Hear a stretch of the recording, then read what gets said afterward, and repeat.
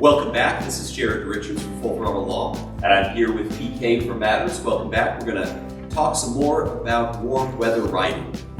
So let's talk about, so I just bought this. I'm excited, but I haven't used it yet.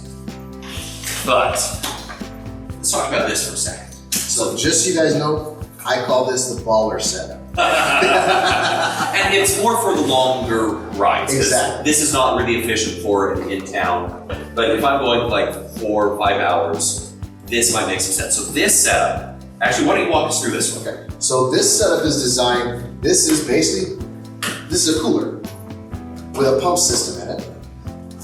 So you fill this up with water.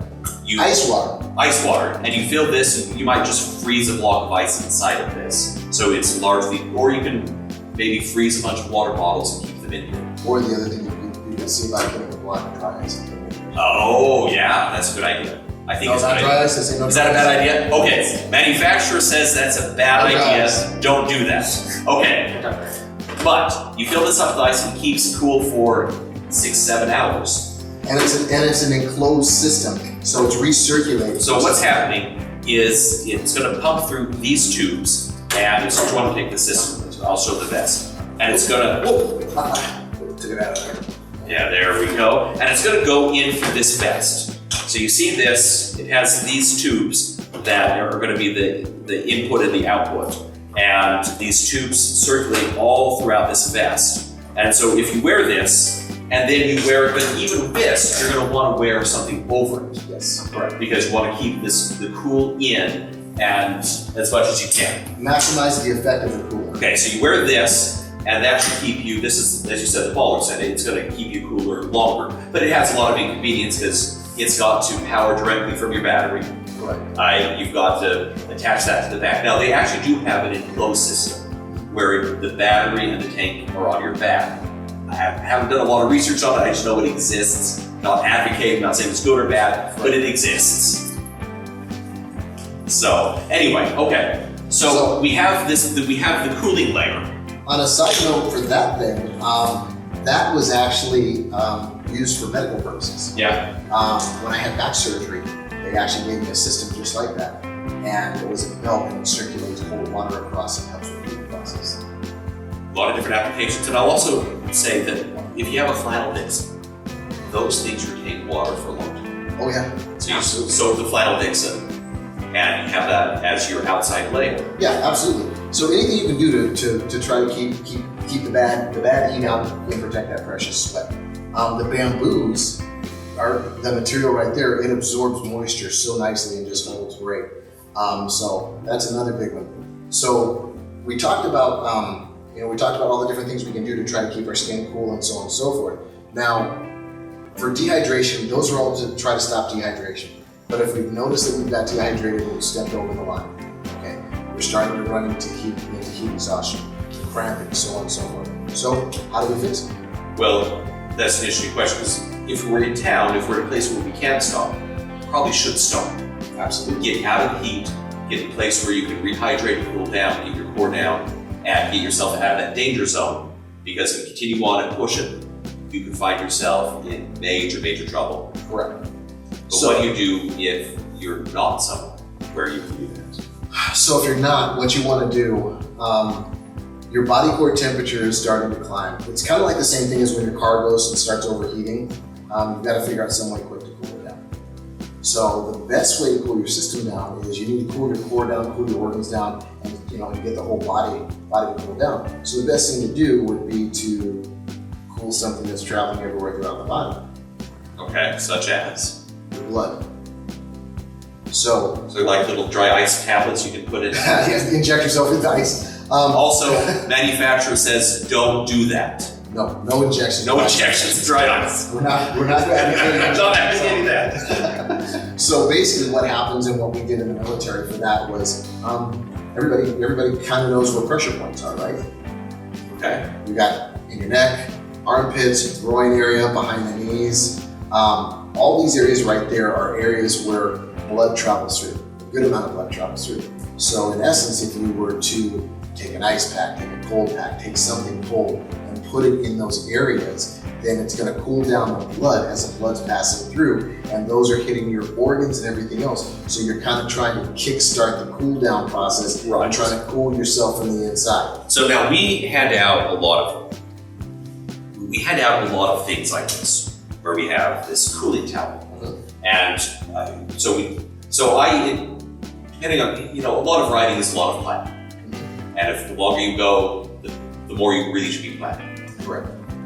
A Yeti, again, this is assuming you have saddlebags, Yes. but if you have saddlebags, a Yeti with ice water, put a cooling rag in there. If you get overheated, as you say, pressure points here, you can put it at the other pressure points, and that should help cool you down faster. Absolutely. Absolutely. Armpits, carotid, believe it or not, groin area. Yep. Because you have your femoral arteries, they carry a lot of blood, and they keep a lot of stuff moving. So that's one of the quick things. Of course, always get out of direct sunlight. Get the sun off of you. One of the things which you guys graciously put together are some travel bags and trauma kits, and all the trauma kits all have a little, which will magically make those appear. They have a what I call a solar blanket. Yes. Or space blanket, and it's reflective. So one of the things is if you do, like the other thing is, God forbid you break down in the middle of nowhere, okay? That does work for insulation. So it keeps your body temperature down and reflects the sun to keep it off of you. It's smart. Anything you can do to try to keep the sunlight off of you and to cool yourself down.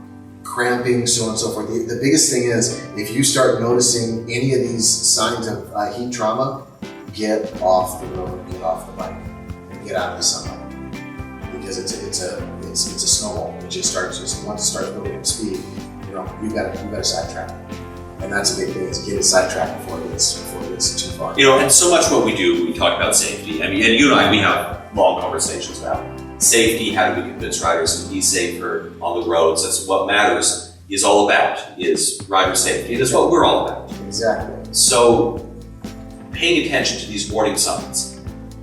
One, it's fair to say we should be planning for our rides. Correct. So the planning includes base layer, it includes, depending on, you know, how long we're going to be on that bike. Well, let's take it one step further before that. Yeah. So nutrition and planning. Thank you. And rest. So if you know you're going to go out and do rides, and I mean, some people, everybody's different. Everybody's built different. Some people, their idea of a long ride is getting out on their bike and riding for an hour. And you have other people that their idea of a long ride is 700 miles in a day. Some people are 1,000 miles. But let's be clear, we've seen people get dehydrated and pass out on bikes in a half an hour. Oh, absolutely.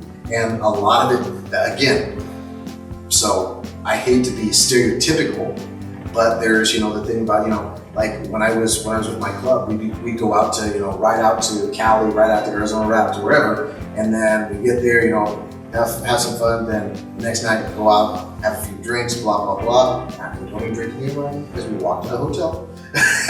And we very much discourage, don't drink and ride. So, but the next day, we had a big ride. And I you're always dehydrated. had to get on the guys. Dude, so I carried a ton of Gatorade the next morning. So morning after, if you're going out on a big ride, big rally, whatever, make sure you get rehydrated. So one, know your body. Correct. Two, prepare through hydration and nutrition. Hydration, nutrition, Three. and rest. And rest. Yes. Three, prepare by making sure that you have the proper clothing.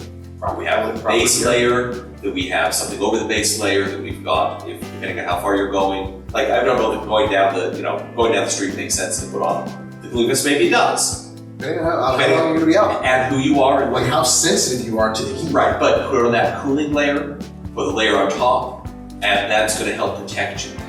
Make sure that you have hydration. Make sure you've got the Gatorade, the electrolytes, all that good stuff that you need. I'm a firm believer in, you know, the old Boy Scout motto, you know, be prepared, whatever. Plan on it. Plan on the fact that something can happen. My dad always instilled that in me. I never go anywhere if I don't have water. And then I also, there's a couple of tricks we'll show later on, like ways to keep extra stuff for storage of water, like when you have a water bottle and you finish with it, open the cap a little bit, crush it, reseal it, it stays compressed. Now you've got a vessel to carry more water. If you end up in a situation, where you're getting overheated and you need more water, just blow it back up, fill it with water when you have a water source, and you got another thing to carry water. Just the basic thing is, and make sure, sounds crazy, but if you go out on my bike right now, I got a blanket on my bike. It's the middle of the summer and I not only have my solar blanket, but I have a regular blanket. Just make sure you're prepared for the elements. Right.